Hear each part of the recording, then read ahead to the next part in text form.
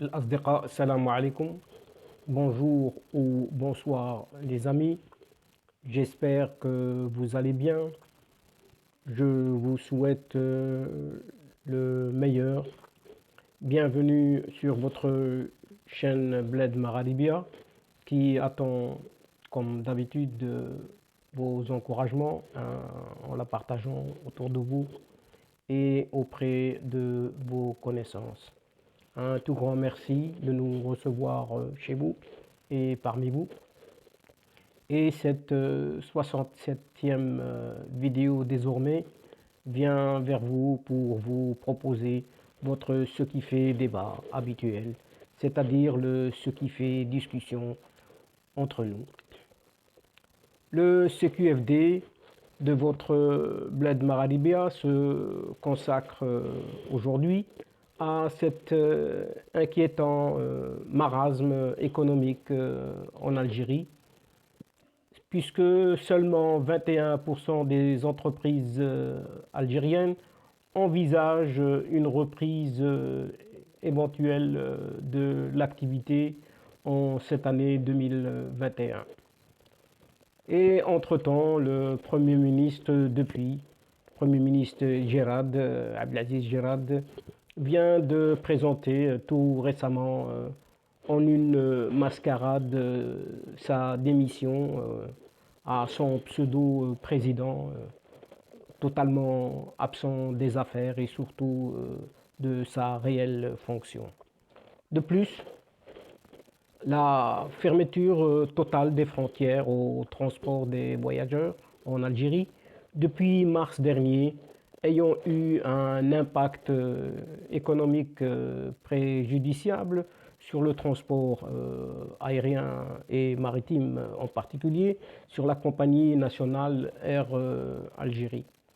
Et selon le ministre algérien lui-même des transports Air Algérie, va inévitablement perdre le monopole du transport aérien dans le pays. Par ailleurs, un plan du développement du secteur des transports permettant son ouverture aux opérateurs privés demeure toujours dans l'attente tout en ne voyant venir un jour éventuel ou peut-être jamais.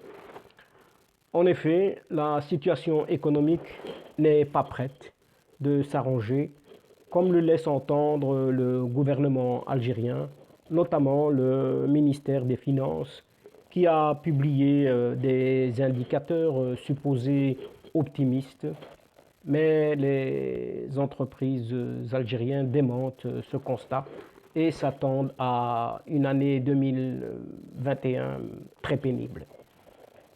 Et c'est une étude très sérieuse du Centre de recherche en économie appliquée pour le développement aux initiales CREAD, C-R-E-A-D, un organisme universitaire algérien rattaché à l'université d'Alger 2 de Bouzaria, qui le confirme. Rendu public ce jeudi dernier, cette étude nous apprend ainsi que seulement 21% des entreprises algériennes envisagent une reprise de l'activité dans les 6 mois à venir, à savoir le dernier semestre de l'année 2021. Cela signifie tout simplement que 79% des opérateurs économiques algériens ne sont pas optimistes du tout et demeurent très inquiets, pour ne pas dire alarmés, par la situation économique actuelle que traverse cette Algérie-là. Par ailleurs, la même étude du CREAD nous apprend aussi que 12% des opérateurs économiques algériens préparent une réduction de leurs effectifs, à savoir des licenciements de leurs travailleurs, et 10% encore des entreprises algériennes présagent une tension sur la trésorerie, alors que 11% des opérateurs économiques envisagent la fermeture pure et simple de leur entreprise. Et enfin, 10% prévoient le report de tous leurs investissements. En tout et pour tout, pas moins de 43% des entreprises algériennes sont menacées par la faillite, tout simplement. La récession économique et les difficultés de maintenir encore des emplois. C'est dire que la situation est tout bonnement catastrophique. L'un des auteurs de cette étude, le chercheur au sein du CREAD, Mohamed Qadi, a présenté ses résultats à l'occasion d'une journée d'études sur l'impact socio-économique de la pandémie de la Covid-19 en Algérie.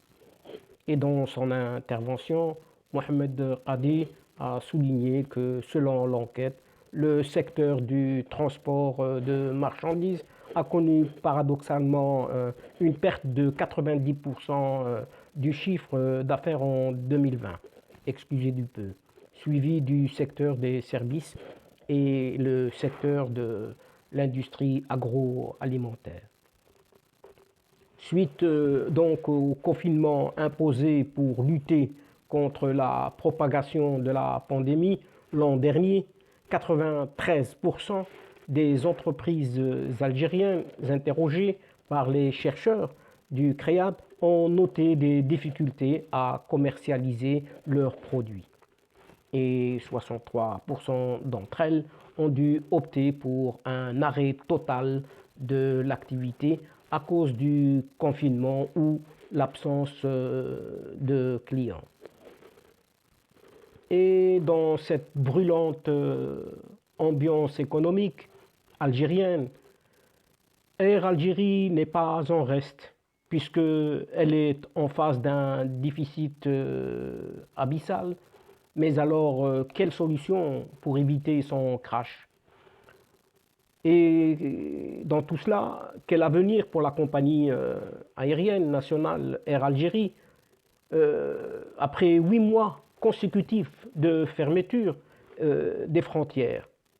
Et à l'instar de beaucoup de pays à travers le monde, l'Algérie a opté le 17 mars dernier pour la fermeture totale de ses frontières afin de limiter la propagation de la pandémie de Covid-19 sur son territoire. Alors que d'autres pays ont adopté une mesure identique, mais avec quels assouplissements? En permettant par exemple les entrées et les sorties à conditions parfois draconiennes afin de maintenir les activités essentielles, à savoir le rapatriement des ressortissants, les voyages professionnels et autres activités économiques ou commerciales. Toutefois, la fermeture totale des frontières au transport des voyageurs a un impact préjudiciable tout de même sur le transport aérien et maritime. Frappé donc de plein fouet, Air Algérie enregistre depuis 8 mois consécutifs de fermeture des frontières un considérable déficit budgétaire. Et en juin dernier, Amin Andalousi, son porte-parole, avait estimé lors d'une déclaration à l'agence Algérie Presse Service, APS donc, que la compagnie avait enregistré une perte de quelques 38 milliards de dinars de chiffre d'affaires des vols passagers, ce qui fait environ 250 millions d'euros. Et depuis, le déficit s'est encore creusé davantage et pourrait atteindre même, selon les prévisions de la direction, près de 89 milliards de dinars près de 585 millions d'euros à la fin de l'année en cours, c'est-à-dire fin 2021. Dès lors, y aurait-il des solutions pour éviter ce crash longtemps annoncé? La reprise du trafic aérien semble compromise et les avions de la compagnie resteront sans doute cloués au sol pendant plusieurs mois, d'autant plus qu'une deuxième vague de contamination du coronavirus s'accélère depuis quelques jours dans cette Algérie. Un contexte donc difficile qui accentuerait les grandes difficultés financières de la compagnie aérienne, donc Air Algérie, laquelle pourrait même être dans l'incapacité de payer ses salariés faute de rentrée de recettes. Et pour faire face à cette situation, la direction générale de la compagnie a déclaré avoir entamé depuis des semaines des pourparlers avec les partenaires sociaux en vue d'une réduction des salaires. Et la 5e rencontre avec les syndicats a eu lieu le 17 novembre dernier, au lendemain d'un communiqué du syndicat national des techniciens de la maintenance des avions, la SNTMA, s'opposant à la réduction de leur salaire. Une fois de plus, aucune solution concrète n'a été proposée par les dirigeants, mis à part l'insistance pour la réduction de la masse salariale à travers un accord renouvelable, sans que ce soit pour autant une solution à la crise, et cela selon les propos dires même du premier responsable de la compagnie. Peut-on lire encore dans ce communiqué publié par ce syndicat, le SNTMA. Et ce syndicat estime que le staff technique est resté actif pour assurer la maintenance technique des appareils. De son côté, la direction rappelle que les salariés des filières du fret cargo et maintenance technique travaillent 15 jours par mois seulement. Et dans cette ambiance, dans ce climat, l'appui du gouvernement serait-il l'ultime recours dans ce cas? Et selon les syndicats, la direction de la compagnie aérienne évoque une situation tout de même chaotique et d'autres sources sans équivoque. Sans l'appui des pouvoirs publics, Air Algérie ne pourra tout simplement pas se relever du tout. Des mesures urgentes doivent être prises pour éviter donc ce crash. Et à la suite d'une réunion du 9 novembre dernier, le syndicat national du personnel navigant commercial algérien, le SNPNCA, rapportait que la direction de la compagnie avait signifié qu'elle serait dans l'incapacité d'assurer les salaires dans un futur très proche. Un communiqué de la SNPNCA daté du 10 novembre dernier mentionne que la direction de la compagnie a invité les partenaires sociaux à proposer des solutions concrètes et exceptionnelles.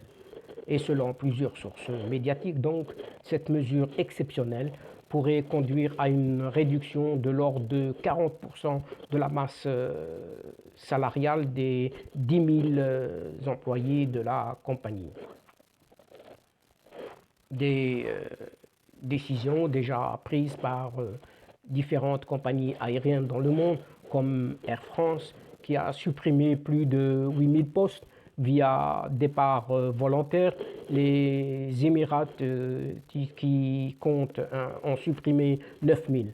Quant aux compagnies américaines United Airlines et American Airlines, elles ont annoncé respectivement la suppression de 13 000 postes et la mise au chômage technique de 19 000 de leurs employés. Et pendant ce temps, l'attente sans fin de la communauté algérienne en France et un peu partout ailleurs. Même bloqués en Algérie ou en France, les voyageurs réclament depuis des mois une programmation de vol leur permettant de rentrer dans le pays, notamment pour des raisons familiales impératives ou pour tout simplement des déplacements professionnels. Et interrogé par Arab News en français, Siham, une franco-algérienne, confie que sa sœur, venue en mars dernier pour une petite visite familiale de 2 semaines, est restée bloquée en France pendant des mois et n'a pu repartir qu'en septembre dernier. En effet, Air Algérie, sous l'autorité du gouvernement algérien, a programmé quelques vols spéciaux pour le rapatriement de centaines de ressortissants bloqués en France depuis la fermeture des frontières et d'autres n'ont toujours pas pu se rendre en Algérie et sont donc restés en France, ne pouvant donc, faute de moyens, de rentrer chez eux. En cette période de pandémie, les Algériens résidant ou des Franco-Algériens n'ont pas pu accompagner leurs proches dans le deuil et nombreux sont ceux qui expriment leur colère face à cette situation. Aujourd'hui encore, il y a des ressortissants algériens qui n'ont pas pu embarquer malgré les nombreuses démarches et sittings organisés devant les représentations consulaires en France, s'indigne toujours cette dame nommée Siham. Elle ajoute dans ses propos: nous multiplions les appels, notamment sur les réseaux sociaux, pour l'ouverture des frontières.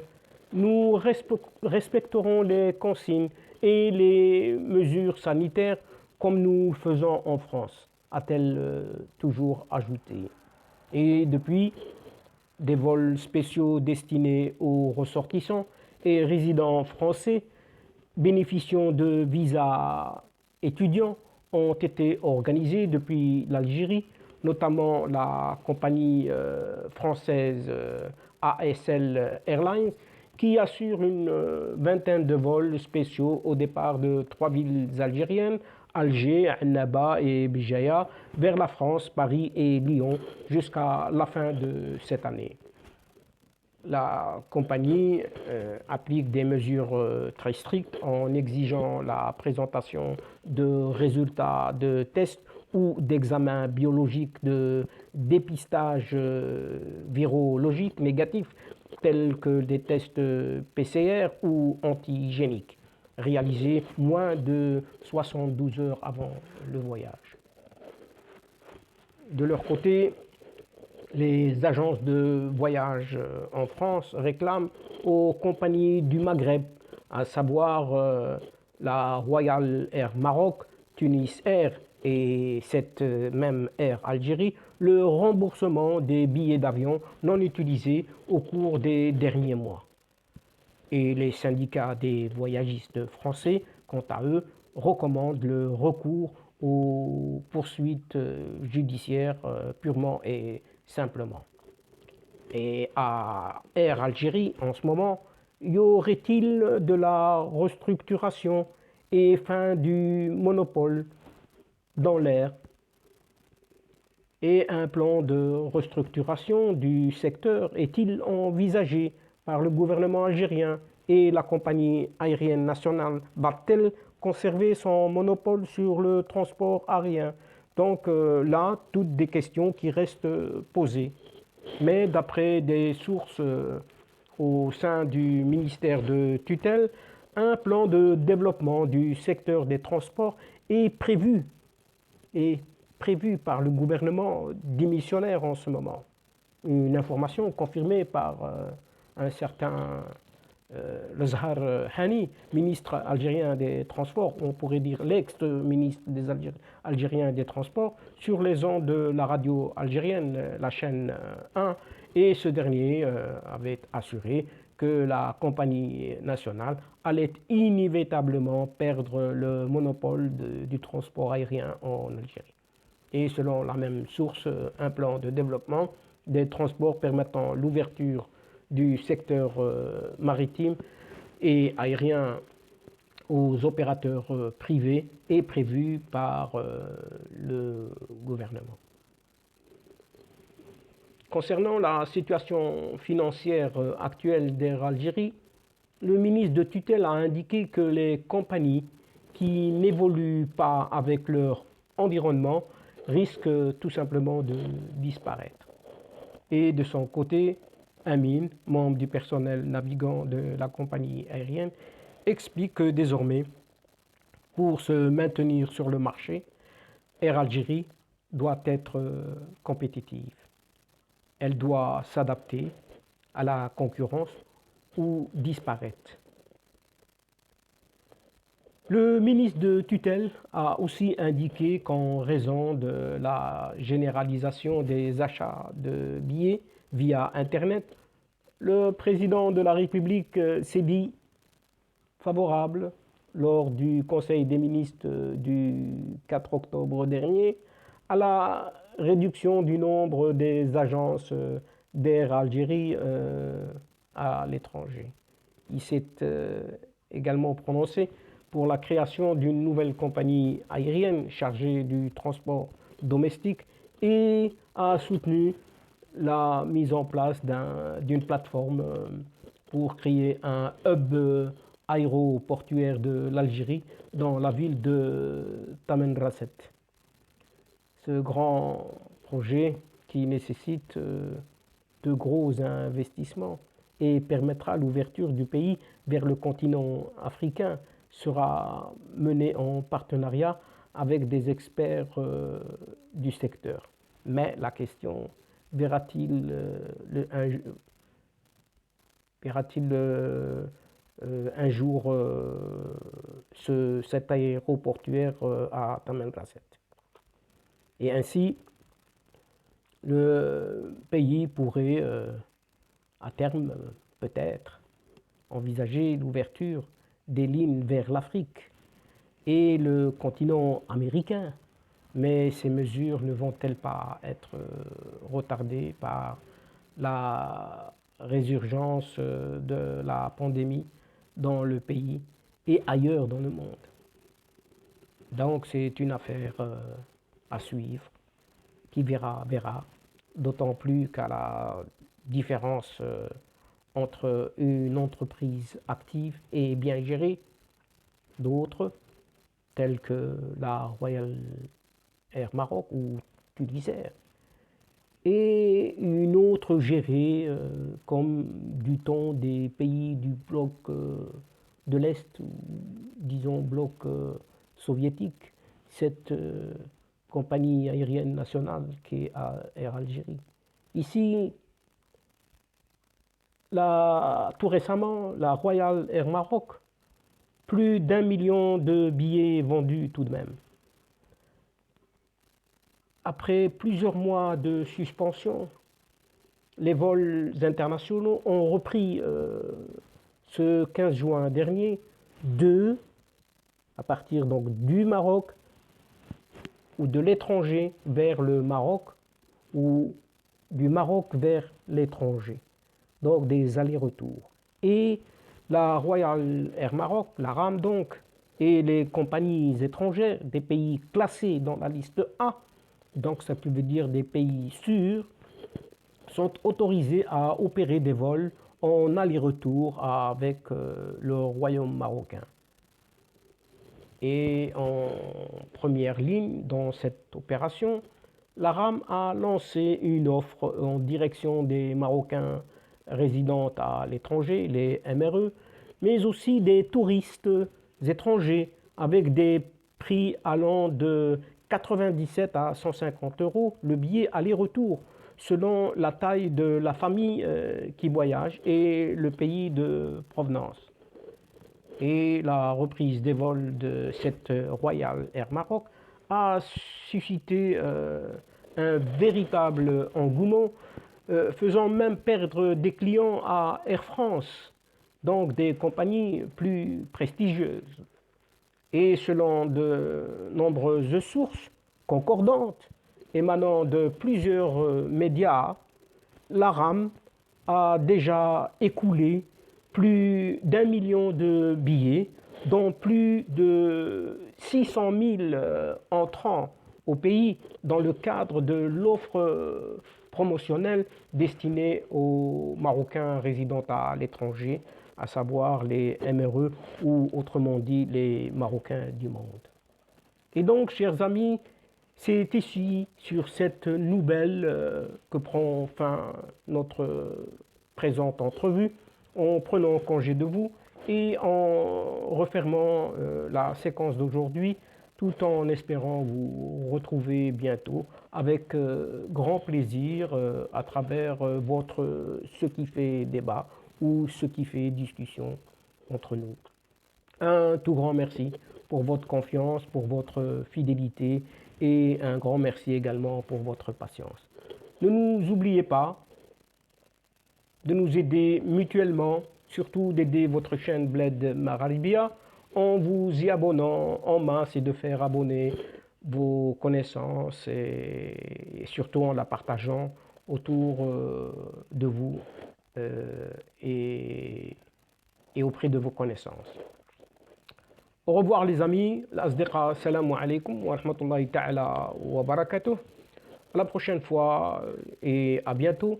إلى اللقاء في حصة أخرى إن شاء الله مع السلامة.